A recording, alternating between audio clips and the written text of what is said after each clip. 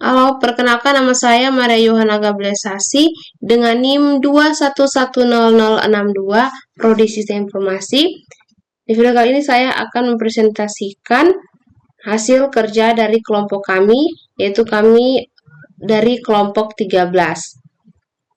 Soalnya yaitu kejahatan yang dilakukan di e-commerce. Di sini saya sudah mengumpulkan 6 kasus kejahatan di Indonesia. Kasus kejahatan di e-commerce yang pertama yaitu kebocoran data pengguna Tokopedia di tahun 2020. Nah, di kasus ini sekitar 91 juta data pengguna Tokopedia bocor dan dijual di dark web oleh peretas bernama Sin Hunters. Data yang bocor mencakup informasi pribadi seperti nama, alamat, dan nomor telepon di tahun 2020. Nah, kasus ini berdampak pada individu, yaitu pelanggaran privasi. Data pribadi pengguna seperti nama, email, dan informasi lainnya dapat disalahgunakan oleh pihak yang tidak bertanggung jawab. Dampak ini juga bagi masyarakat, yaitu kehilangan kepercayaan. Kebocoran data dapat mengurangi kepercayaan masyarakat terhadap platform e-commerce dan layanan online, yaitu Tokopedia. Dampak bagi negara, regulasi yang lebih ketat. Kasus ini mendorong pemerintah untuk memperbaiki regulasi terkait perlindungan data pribadi. Hubungan dampak hukum dan sosial. Dampak hukum dari kebocoran data berkaitan erat dengan dampak sosial. Ketika privasi individu dilanggar, masyarakat secara keseluruhan kehilangan kepercayaan terhadap sistem atau e-commerce itu sendiri, yaitu Tokopedia. Undang-Undang ITE nomor 19 tahun 2016 yaitu mengandung pasal 26 untuk mengatur tentang pengumpulan dan penggunaan data pribadi tanpa izin dari pemilik data. Pasal 32 menyebutkan bahwa setiap orang yang dengan sengaja dan tanpa hak mengakses komputer atau sistem elektronik orang lain dapat dikenai sanksi. Nah, sanksi tersebut yaitu yang pertama sanksi pidana, pelanggaran terhadap ketentuan dalam Undang-Undang ITE khususnya yang berkaitan dengan kebocoran data dapat dikenakan hukum penjara, sanksi maksimal dapat mencapai 6 tahun penjara. Dan berikutnya untuk denda dapat bervariasi tergantung pada tingkat pelanggaran. Tapi untuk pelanggaran serius, denda dapat mencapai sampai 1 miliar atau lebih tergantung pada kerugian yang ditimbulkan dan dampaknya terhadap pengguna. Undang-Undang ITE di tahun 2014. Nah, pada tahun 2014 ini, dalam kasus kebocoran data, pelanggaran ini dapat dihukum dengan penjara hingga 6 tahun. Denda administrasi dapat dikenakan yang bervariasi tergantung pada tingkat pelanggaran. Untuk pelanggaran serius dapat mencapai 1 miliar atau lebih.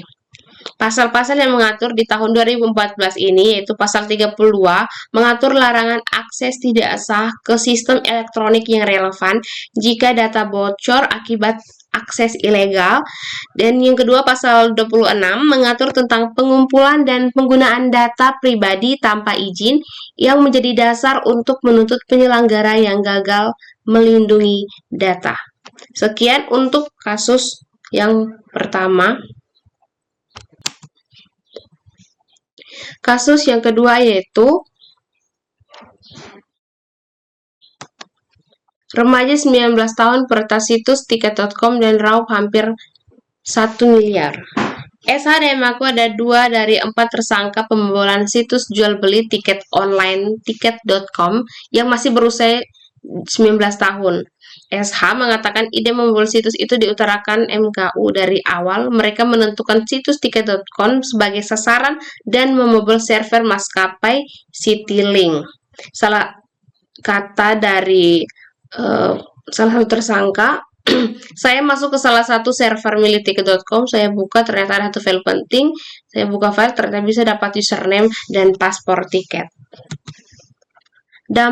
Dampak bagi individu yaitu pelanggaran privasi di sini akan merugikan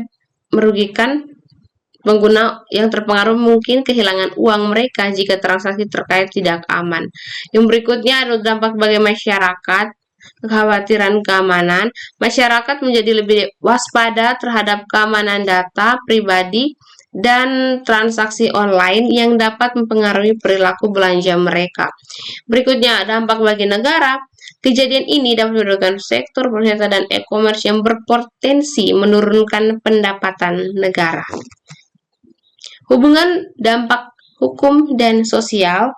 Dampak hukum dari kebocoran data berkaitan erat dengan dampak sosial. Ketika privasi individu dilanggar, masyarakat secara keseluruhan kehilangan kepercayaan terhadap sistem. Berikutnya, Undang-Undang ITE Nomor 19 Tahun 2016. Di sini ada pasal 26 mengatur tentang pengumpulan dan penggunaan data pribadi tanpa izin dari pemilik data.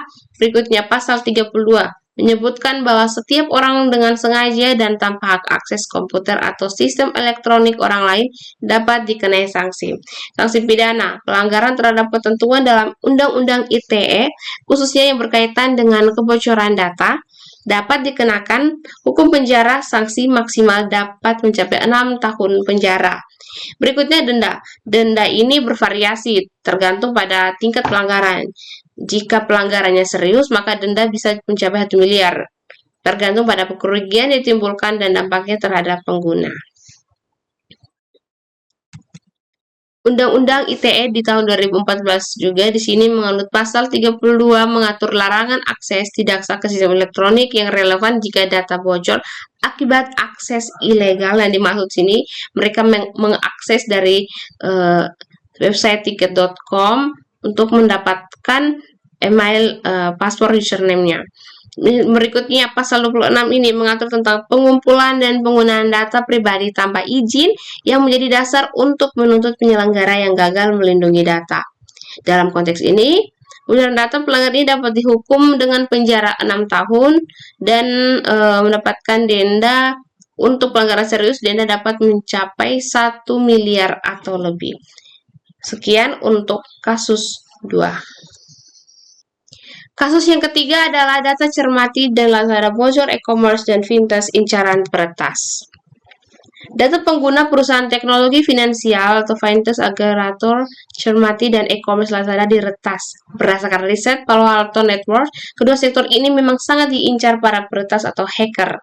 Bobolnya 2,9 juta dari data pengguna cermati diungkapkan oleh pendiri komunitas Ethical Hacker Indonesia, Teguh Aprianto, melalui Twitter.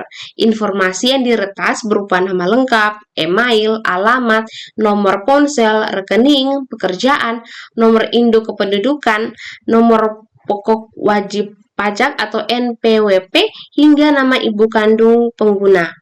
Nah, dari kasus ini berdampak bagi pengguna, yaitu pelanggaran privasi. Data pribadi sudah pasti seperti nama, alamat, informasi keuangan dapat disalahgunakan dan meningkatkan risiko pencurian identitas. Berikutnya, untuk dampak bagi masyarakat, ketidakpastian dan kecemasan. Masyarakat dapat merasa cemas tentang keamanan data pribadi mereka yang dapat mempengaruhi perilaku transaksi online. Berikutnya, dampak bagi negara. Kerugian ekonomi. Penurunan kepercayaan terhadap sektor e-commerce dan fintech dapat berdampak negatif pada pertumbuhan ekonomi digital di Indonesia. Hubungan dampak sosial dan hukum dan sosial. Dampak hukum dari kebocoran data berkaitan langsung dengan dampak sosial. Ketika hukum tidak ditegakkan secara efektif, masyarakat mungkin merasa tidak aman dan skeptis terhadap penggunaan layanan digital.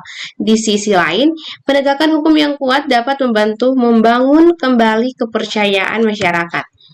Undang-Undang ITE Nomor 19 Tahun 2016 di sini pasal 26 untuk mengatur tentang pengumpulan dan penggunaan data pribadi tanpa izin dari pemilik data. Kebocoran pengguna jelas melanggar ketentuan ini. Dan berikutnya dikenai juga pasal 30 untuk mengatur larangan mengakses sistem elektronik orang lain tanpa izin. Akses ilegal ke data pengguna merupakan pelanggaran yang diatur di sini. Berikutnya, hukuman penjara. Pelanggaran dapat dikenakan hukum penjara maksimal 6 tahun. Denda yang didapati yaitu mencapai 1 miliar atau lebih. Berikutnya, Undang-Undang ITE tahun 2014, pasal 32 mengatur tentang larangan mengakses komputer atau sistem elektronik tanpa hak. Kebocoran data ini dapat terjadi akibat akses tidak sah. Melanggar ketentuan ini, hukuman penjara sama seperti dalam undang-undang yang lebih baru. Pelanggaran ini dapat dikenakan hukum penjara hingga 6 tahun.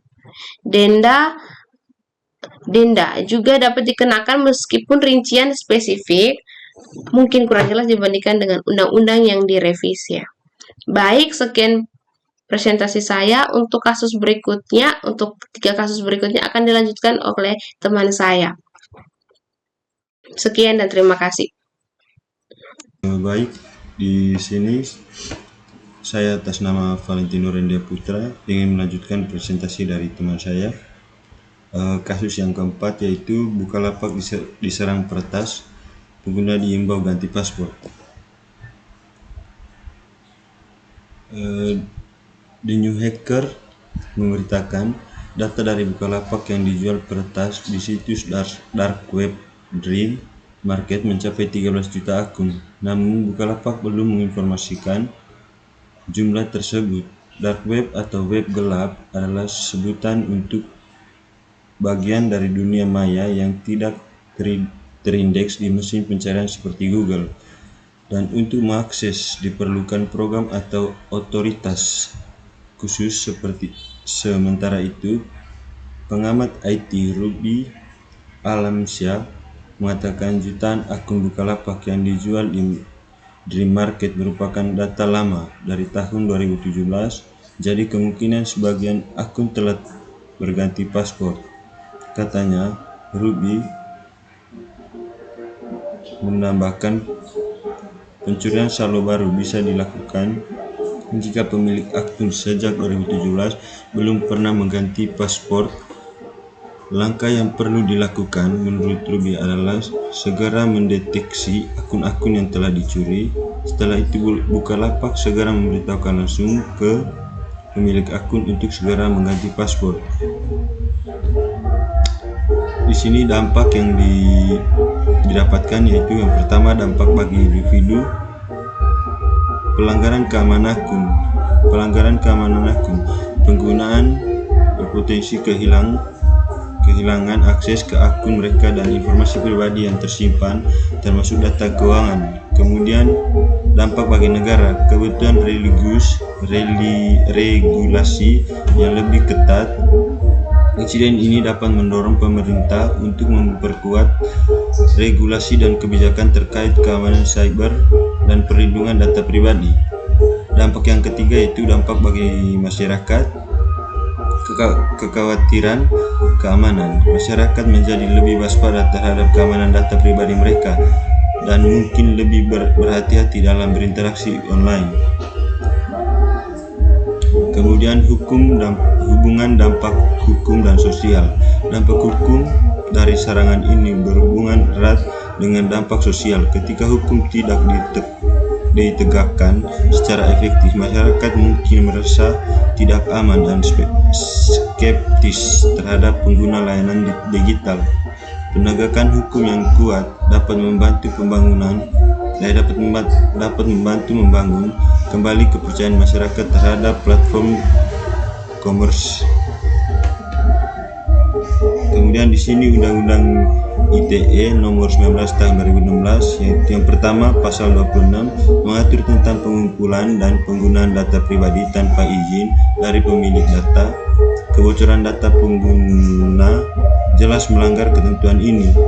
Kemudian pasal 30 mengatur tentang larangan mengakses sistem elektronik orang lain tanpa izin. Akses ilegal ke data pengguna merupakan pelanggaran di aturan di sini. Hukum penjara, pelanggaran dapat dikenakan hukum penjara maksimal 6 tahun. Kemudian denda untuk pelanggaran dapat mencapai Rp 1 miliar atau lebih.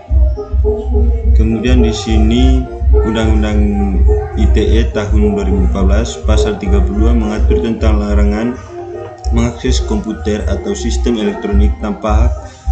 Kebocoran data ini dapat terjadi akibat akses tidak sah melanggar ketentuan ini. Kemudian hukuman penjara sama seperti dalam undang-undang yang lebih baru. Pelanggaran ini dapat dikenakan hukuman penjara hingga 6 tahun. Denda juga dapat dikenakan meskipun rincian spesifik mungkin kurang jelas dibandingkan dengan undang-undang yang direvisi. Kemudian di sini kita lanjut ke kasus yang kelima, yaitu pengungkapan kasus transaksi elektronik Tokopedia.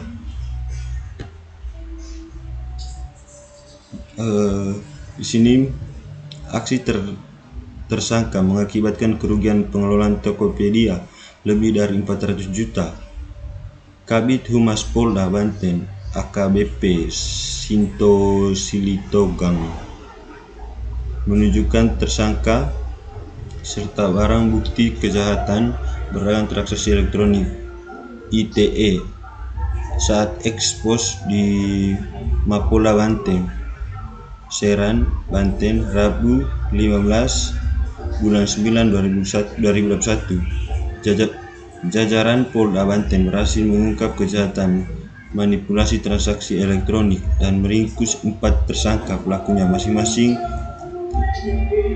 inisial BB, BD, HM, dan AT yang sejak setahun terakhir berkelompok sering membeli dan menjual barang antar mereka secara fiktif melalui situs Tokopedia atau meraih poin penjualan hingga mengakibatkan kerugian pengelolaan Tokopedia lebih dari 400 juta. Dampak yang didapatkan, yang pertama itu dampak bagi individu, kerugian finansial. Individu yang terlibat dalam transaksi yang tidak sah atau penipuan dapat mengalami kerugian finansial akibat kehilangan uang atau barang. Kemudian dampak bagi negara, kebutuhan regulasi yang lebih ketat. Insiden ini dapat mendorong pemerintah untuk memperkuat regulasi dan kebijakan terkait keamanan cyber dan perlindungan data pribadi. Dampak bagi masyarakat, penurunan kepercayaan. Kejadian ini dapat mengurangi kepercayaan masyarakat terhadap platform e-commerce dan layanan digital lainnya yang berdampak pada perilaku belanja mereka. Kemudian hubungan dampak hukum dan sosial. Dampak hukum dari serangan ini berhubungan erat dengan dampak sosial. Ketika hukum tidak ditegakkan secara efektif, masyarakat mungkin merasa tidak aman dan spektif terhadap penggunaan layanan digital. Penegakan hukum yang kuat dapat membantu membangun kembali kepercayaan masyarakat terhadap platform e-commerce. Kemudian di sini Undang-Undang ITE nomor 19 tahun 2016. Di sini tentang pasal 26 mengatur tentang pengumpulan dan penggunaan data pribadi tanpa izin dari pemilik data. Kebocoran data pengguna jelas melanggar ketentuan. Kemudian pasal 30 mengatur tentang larangan mengakses sistem elektronik orang lain tanpa izin. Akses ilegal ke data pengguna merupakan pelanggaran yang diatur di sini. Hukum penjara, pelanggaran dapat dikenakan hukuman penjara maksimal 6 tahun. Kemudian denda untuk pelanggar dapat mencapai 1 miliar rupiah atau lebih. Kemudian di sini pasal 32 mengatur tentang larangan mengakses komputer atau sistem elektronik tanpa hak. Kebocoran data ini dapat terjadi akibat akses tidak sah melanggar ketentuan ini. Hukuman penjara sama seperti dalam undang-undang yang lebih baru. Pelanggar ini dapat dikenakan hukum penjara hingga 6 tahun. Kemudian denda juga dapat dikenakan meskipun rincian spesifik mungkin kurang jelas dibandingkan dengan undang-undang yang direvisi. Kemudian kita lanjut ke kasus yang ke-6. Di sini kasus yang ke-6 yaitu marak kasus pembobolan pada dompet digital Dana. Begini tanggapan Dana. Adanya kejadian ini, Sharon mengatakan Dana kembali menghimbau seluruh pengguna untuk mendukung keamanan perlindungan data pribadinya dengan berperilaku bijak dan penuh kewaspadaan. Hal itu dapat dilakukan dengan cara mengganti PIN secara berkala, menjaga kerahasiaan kode OPT dengan tidak membagikannya kepada orang lain maupun pihak tidak berwenang yang mengatasnamakan Dana. Kemudian dampak yang didapatkan, yang pertama dampak bagi individu, kehilangan data pribadi. Pembobolan dapat mengakibatkan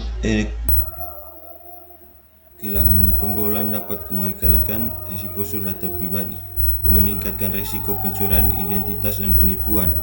Kemudian dampak bagi negara, kebutuhan regulasi yang lebih ketat. Insiden ini dapat mendorong pemerintah untuk memperkuat regulasi dan kebijakan terkait keamanan cyber dan perlindungan data pribadi. Dampak bagi masyarakat, yang pertama, dampak bagi masyarakat, penurunan kepercayaan terjadi. Kejadian ini dapat mengurangi kepercayaan masyarakat terhadap platform e-commerce dan layanan digital lainnya yang berdampak pada perilaku belanja mereka. Kemudian hubungan dampak hukum dan sosial. Dampak hukum dari pembobolan ini berhubungan langsung dengan dampak sosial. Ketika hukum tidak ditegakkan dengan tegas, masyarakat mungkin merasa tidak aman dan suspektif terhadap pengguna layanan digital. Penegakan hukum yang lebih efektif dapat membantu membangun kembali kepercayaan mereka. Kemudian Undang-Undang ITE nomor 19 tahun 2019, yang pertama itu pasal 29 mengatur tentang pengumpulan dan penggunaan data pribadi tanpa izin dari pemilik data. Kebocoran data pengguna jelas melanggar ketentuan ini. Kemudian pasal 30 mengatur tentang larangan mengakses sistem elektronik orang lain tanpa izin. Akses ilegal ke data pengguna merupakan pelanggaran yang diatur di sini. Hukuman penjara, pelanggaran dapat dikenakan hukum penjara maksimal 6 tahun. Denda untuk pelanggaran dapat mencapai 1 miliar rupiah atau lebih. Kemudian pasal 32 mengatur tentang larangan mengakses komputer atau sistem elektronik tanpa hak. Kebocoran data ini dapat terjadi akibat akses tidak sah, melanggar ketentuan ini. Kemudian hukum penjara sama seperti dalam undang-undang yang baru, pelanggaran ini dapat dikenakan hukum penjara hingga 6 tahun. Denda juga dapat dikenakan meskipun rincian spesifik mungkin kurang jelas dibandingkan dengan undang-undang yang direvisi. Baik, sekian presentasi dari kami. Terima kasih.